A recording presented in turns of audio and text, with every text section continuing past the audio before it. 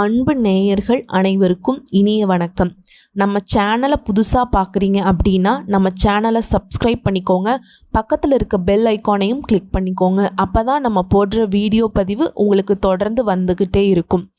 உழைப்பால் உயரணும்னு நினைக்கக்கூடியவங்க 5 வயதில் உழைக்க ஆரம்பித்தாதான் வாழ்க்கையில் 50 வயசுலையாவது மகிழ்ச்சியாக இருப்போங்கிறத முழுமையாக நம்பி அதற்கு ஏற்ற மாதிரி உழைக்கக்கூடியவங்க யாருங்க? நம்ம ரிஷப ராசிக்காரங்க. எல்லாரும் சொல்லி கேள்விப்பட்டிருப்பீங்க, மாடு மாதிரி உழைக்கிறான்ப்பா. அது யாருப்பானா நம்ம ரிஷப ராசிப்பா. உங்களை பொறுத்த வரைக்கும் பிறப்பிலிருந்து இப்போ வரைக்கும் உழைச்சாச்சு. இப்போ வரைக்கும் வெளியில் சொல்கிற மாதிரி ஒரு முன்னேற்றமும் இல்லை. இதுதான் ரிஷபத்துடைய இப்போதைய நிலைமை. பட் இருந்தாலும் நானா அதுவானு பார்த்துறேன்ப்பா அப்படிங்கிற மாதிரி உழைப்பை கைவிடாத உயர்ந்த உள்ளம் கொண்ட ரிஷபராசிக்கு இது மட்டுமா? சாதுரியமாக செயல்பட்டு நினைச்சதை சாதிக்கக்கூடியவங்க, நிதானமாக செயல்பட்டு நினைச்சதை அடையக்கூடியவங்க, வாழ்க்கையோட யதார்த்தத்தை உணர்ந்து அதற்கேற்ற மாதிரி செயல்படக்கூடியவங்க, துணிச்சலோடு செயல்பட்டு எந்த ஒரு காரியத்தையும் நடத்தி முடிக்கக்கூடிய ஆற்றல் படைத்தவங்க இந்த ரிஷபராசிக்காரங்க. போதும் போதும் லிஸ்ட்டு பெருசாக போகுதுங்கிற மாதிரி இவ்வளவு பற்றி பேசினா லிஸ்ட் ரொம்ப பெருசாக தான் போகும். இந்த சனி பயிற்சி எப்படி இருக்கும் அப்படிங்கிறத பற்றி ஒவ்வொரு ராசிக்கும் பார்க்க போகிறோம். திருக்கணித அடிப்படையில் வருகின்ற மார்ச் மாதம் 2025 சனி பயிற்சி நடைபெறுதுங்க. ரிஷப ராசியில் பிறந்த சொந்தங்கள், அன்பு உள்ளங்கள் அத்தனை பேருக்கும் சனி பகவான் என்னென்ன சூழ்நிலைகளை கொடுக்க போகிறார் அப்படிங்கிறத பற்றி பார்க்க போகிறோம்.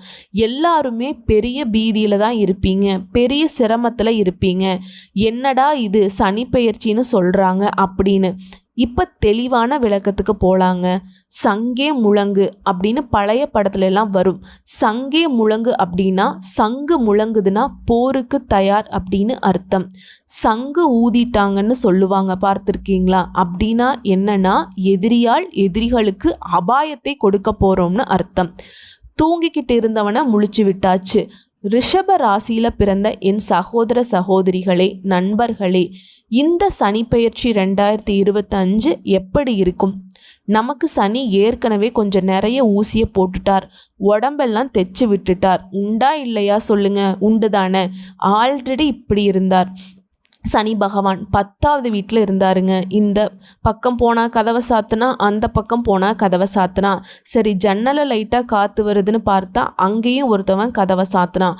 காற்றே இல்லாமல் இருக்க வச்சாங்க ஆண்டவன் அந்த நேரத்தில் ஏதோ ஒரு ஒளி வெள்ளத்தை லைட்டாக காற்ற கொடுத்தான் இல்லையா? நம்ம பண்ண புண்ணியம். இப்படிப்பட்ட சூழ்நிலையில் 10வது வீட்டில் நாம் படாத பாடுபட்டு இப்போ தான் ஒரு பரவச நிலைக்கு வந்திருக்கோம். அதனால தான் சொன்னேன், எதிரிகளுக்கு சங்கூதர நேரம். ஆஹா, ரிஷபம் என்ற ஒரு ராசி இருக்குடா, இவனை இனிமே வெல்ல முடியாதுடா, இவன் தான் வருங்காலத்தில் ஆள பிறந்தவன்டா அப்படின்னு நினைக்கிற நேரம். மக்கள்களுக்கு நல்லா தெரிஞ்சுக்கோங்க, ரிஷப ராசியில் பிறந்தவர்கள் வருங்காலத்தில் ஆட்சியாளர்களாக வர முடியும். வருங்காலத்தில் அதிகாரம் படைத்தவர்களாக வர முடியும். அதற்கான முதல் கட்ட பணியை இந்த சனி பகவான் கொடுக்க போகிறார். இதுவரைக்கும் 10ஆம் இடத்துல இருந்த உங்களுக்கு பக்குவமாக பல விஷயத்தை ஊட்டி விட்டுருக்கார். பக்குவமாக சில விஷயத்த உங்களுக்கு சொல்லி கொடுத்துருக்கிறார். இவன் யாரு, இவ யாரு, இந்த பொருள் என்ன, இந்த உலகம் உன்னை எப்படி பார்க்குது, இந்த உலகம் என்ன சொல்லுது, நீ யாரை நம்பணும், நீ யாரை நம்பக்கூடாது அப்படின்னு நமக்கு பக்குவமாக பாடம் எடுத்தார். 2.5 வருஷம் அதில் கொஞ்சம் பலமான அடிதான், இல்லைன்னு சொல்லலை. ஆனால் பாடம் படித்து தோற்றவங்க யாராவது இருக்காங்களா? நல்லா பாடம் படித்தவங்க ஃபஸ்ட் கிளாஸில் தானே பாஸ் பண்ணுவாங்க. சும்மா பள்ளிக்கூடத்துக்கு பேருக்கு போயிட்டு வந்தவனெல்லாம் படிக்க முடியாது, பாஸ் பண்ண முடியாது. நீங்கள் நல்ல பாடம் படித்தவங்க, தரமாக பாடம் படித்தவங்க. அதனால் இந்த ரிஷப ராசி இப்போ ஃபஸ்ட் கிளாஸில் பாஸ் பண்ணுறீங்க. அதுக்கு தான் ஆரம்பத்திலேயே சொன்னேன், எதிரிக்கெல்லாம் புளி கரைக்குங்க வயிற்றுல. இதுதான் உங்கள் நேரம். 11ஆம் இடத்துல சனி, ரிஷபத்துடைய கை ஓங்கக்கூடிய நேரம். ஆளும் கட்சியாக அதிகாரத்திற்கு வரக்கூடிய காலம். உங்கள் வீட்டில் உங்களுடைய வாய்ஸ் இப்போ மேலோங்கும். உங்கள் நாட்டில் உங்கள் வாய்ஸ் மேலோங்கும். உங்கள் ஊரில் உங்கள் வாய்ஸ் மேலோங்கும். நீங்கள் என்ன நினைக்கிறீங்களோ அதை நடத்த முடியும். ராஜா மாதிரி கால் மேலே கால் போட்டு ஜம்முன்னு இருக்கலாம். அப்படிப்பட்ட ஒரு நல்ல பலனை, ஆசீர்வாதத்தை ஆண்டவன் உங்களுக்கு கொடுக்குறான். பொதுவாகவே பார்த்தீங்கன்னா கடவுள் சில காயின்ஸ் எல்லாம் கையில் வச்சிருப்பார். அப்பப்போ கொடுப்பார். அப்பப்போ அதை நம்ம கப்புன்னு வாங்கிக்கணும். இப்போ அதில் ஒரு காயின் அள்ளி விடுறாரு ரிஷபராசிக்கு. ஏன்னா 11வது இடம் லாபஸ்தானம். இந்த லாபஸ்தானத்துக்கு ரிஷபராசியில் சனி உள்ள வரும் பொழுது நாம் இனிமேல் தான் இந்தா பாருங்க, தலை குனிஞ்சு இருக்கக்கூடாதுங்க. ரிஷபராசி இனிமேல் தலை நிமிர்ந்து நடக்கணும். அவ்வளவுதான். ஒரு மைக் கிடைச்சாலும் சரி, ஒரு மேடை கிடைச்சாலும் சரி, நமக்கு பேச வேண்டிய நேரம் வந்ததுன்னா சிறப்பாக பேசணும், தரமாக பேசணும், தகுதியாக பேசணும், மற்றவங்களை உயர்த்தும் வகையில் பேசணும். இந்த வாய்ப்பை எல்லாம் ரிஷபத்திற்கு அள்ளி கொடுக்க போகிறார் கடவுள். சனி பகவான் டபுள் ட்ரிபிள் ப்ரொமோஷன் கொடுக்குறார். கீழே இருந்து மேலே அளவில் நீங்கள் உங்களை உயர்த்த போகிறாருங்க. தொழிலில் இதுவரைக்கும் நலிவடைந்த உங்கள் வாழ்க்கையில் தொழிலில் மிகப்பெரிய முன்னேற்றத்தை கொடுக்க போகிறார். சில பேரெல்லாம் இந்த தொழிலை இழுத்து மூடிடலாம்ப்பா, சரி வரல அப்படின்னு நினச்ச உங்களுக்கு தொழிலில் மேன்மையை கொடுக்க போகிறார். சில பேரெல்லாம் இவங்ககிட்ட எல்லாம் இனிமேல் கை கட்டி வேலை பார்க்க முடியாது அப்படின்னு நினச்ச ரிஷபராசிக்காரர்களுக்கு பாராட்டு கொடுத்து உங்களுக்கு ப்ரொமோஷன் கொடுக்க போகிறார். சில பேரோட உண்மை முகத்தை புரிஞ்சுக்க போகிறீங்க. சில பேர் உங்களை முதுகலை தட்டி கொடுத்து பாராட்டி உங்களுக்கு உயர் பதவிகள் கொடுக்க போகிறாங்க. வெளிநாட்டில் இருக்கக்கூடிய என்னோட செல்ல பிள்ளைகள் எல்லாம் கஷ்டப்பட்டுட்டு இருந்தீங்க. என்னடா சாமி இப்படியே எங்களை நொந்து நூலாக்கிற, நூடுல்ஸ் ஆக்கிற அப்படின்னு நீங்கள் சொல்லிக்கிட்டு இருந்தீங்க. அப்படிப்பட்ட வெளிநாட்டில் இருக்கிற பிள்ளைகள், வெளிநாடு வாழும் இந்தியர்கள், வெளிநாடு வாழ்கிற மக்கள் இந்த சனிப்பெயர்ச்சியின் மூலமாக நல்ல மாற்றத்துக்கு வரப்போகிறீங்க. தெய்வீக சிந்தனைகளும் மனபலமும் தெய்வ பலமும் உங்களுக்கு கூட இருக்க போகுது. இப்போ தான் நீங்கள் சரியாக புரிஞ்சுக்கிறீங்க. இதுதான்டா உலகம், இதுதான் உலகம். பழைய தமிழ் படத்துல எல்லாம் டைட்டில் இருக்கும். தெலுங்கு படத்தில் தமிழ் மொழிபெயர்ப்பு படங்கள் எல்லாம் பார்த்தீங்கன்னா இப்படி தான் இருக்கும். இதுதாண்டா போலீஸ், அது மாதிரி சொல்கிறது, இதுதாண்டா உலகம் அப்படின்னு ஒரு டைட்டிலையே நீங்கள் உருவாக்கிடுவீங்க. இப்போ அப்படிப்பட்ட தெரிஞ்சுக்கிற நேரம். புதன் 11ஆம் இடம்ங்கிறது லாபஸ்தானம். சனிக்கு இல்லை, உங்களுக்கு சனி கப்பு சிப்புன்னு போயிடுவார். இப்போ உங்களுக்கு நிறைய நல்லது செய்ய போகிறார். நிறைய சிரமத்தை கொடுத்துட்டார். சிரமத்தை கொடுத்து எதுக்குன்னு உங்களை பக்குவப்படுத்த உங்களை இந்த வாழ்க்கையில், இந்த சமுதாயத்தில் ஒரு நிலையான ஒரு ஆளாக மாற்றி இருக்கிறார். அவ்வளவு சிரமம். இனிமேல் நீங்கள் நிறைய சேவிங்ஸ் பண்ண போகிறீங்க. உங்கள் தொழிலை விஸ்தாரம் பண்ண போகிறீங்க. நல்ல புது வியூகங்கள் வகுக்க போகிறீங்க.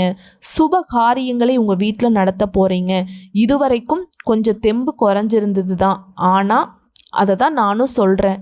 இப்படி இருந்த நீங்கள் இப்படியாக போகிறீங்க. விவேக் ஒரு படத்தில் சொல்லுவார், இப்படி இருந்த நான் இப்படி ஆயிட்டேன் அப்படின்னு. இப்போ நீங்கள் தலை குனிந்த நிலை எல்லாம் மாறி தலை நிமிர்ந்து வாழ போகிறீங்க. எஸ், இவ்வளவு தான் பாசிட்டிவ் திங்கிங். இந்த 11வது வீடுங்கிறது பலம் கொண்ட வீடு. சினம் கொண்ட சிங்கத்தையும் நிச்சயமாக சிதற வைக்கும். யாராவது உங்களை சிங்கம் மாதிரி வந்து சினம் கொண்டு உங்களை அப்படியே கர்ஜித்து இப்படி பயங்கரமாக ஏதாவது செஞ்சான்னா அப்படியே அந்த யானை, மதம் பிடிச்ச யானை என்ன பண்ணும்? தும்பிக்கையால் போட்டு தள்ளிடும். பார்த்துருக்கீங்களா? இப்படியெல்லாம் யானை வந்து என்ன பண்ணுது? அது மாதிரி நீங்கள் மதம் கொண்ட யானை. 11வது இடம் சிறப்பான இடம். உங்களுடைய பலத்தை கண்டு எல்லாரும் ஓடி ஒளிய போகிறாங்க. அதில் ஒளிஞ்சும் போவான். இதுதான் உங்களுடைய நேரம், நல்ல நேரம், குட் டைம். இந்த 11வது இடம் லாபஸ்தானத்தில் இந்த சனி உள்ள என்ட்ரி ஆயிட்டாருங்க. இந்த மார்ச்சில் இருந்து உங்களுடைய வாழ்க்கை பிரகாசமாக இருக்கும். 3 இயர்ஸ் உங்களுடைய ட்ராவல். இன்னும் ஒரு 6 மாதம் இடையில இப்படி திரும்பி வருவார். ஆனால் திரும்பி அடுத்த 2 வருஷம், ஆக மொத்தம் 3 வருஷம் ட்ராவல் உங்களுக்கு கொடுத்துருக்காரு. அதாவது 6 மாதம் எக்ஸ்டெண்ட் பண்ணுறாரு. நல்லா இருங்கப்பா அப்படின்னு. அதனால் ரிஷபராசிக்காரர்களுக்கு குறையில்லை, நிறைவான நேரம். பெரியவர்களை, குருமார்களை நிச்சயமாக நீங்கள் மதிக்க வேண்டும்.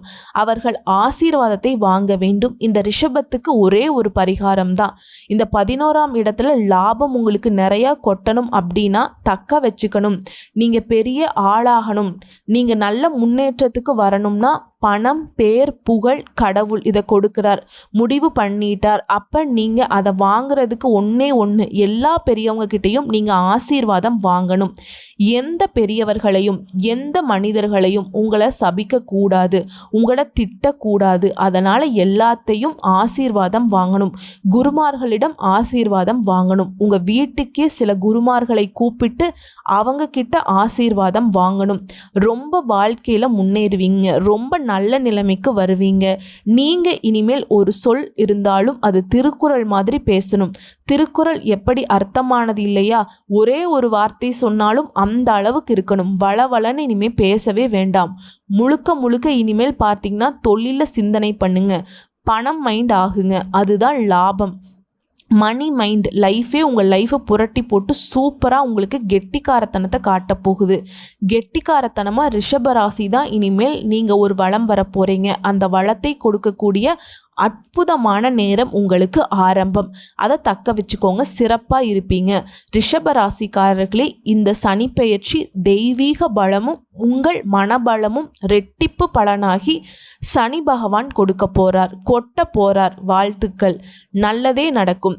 தமிழ் நேயர்களே, சனி பெயர்ச்சியின் மூலமாக புது வரலாறு படைக்க போகிறீங்க. இந்த ரிஷபராசிக்காரங்களுக்கு மறுபடியும் சொல்கிறேங்க, வாழ்த்துக்கள்.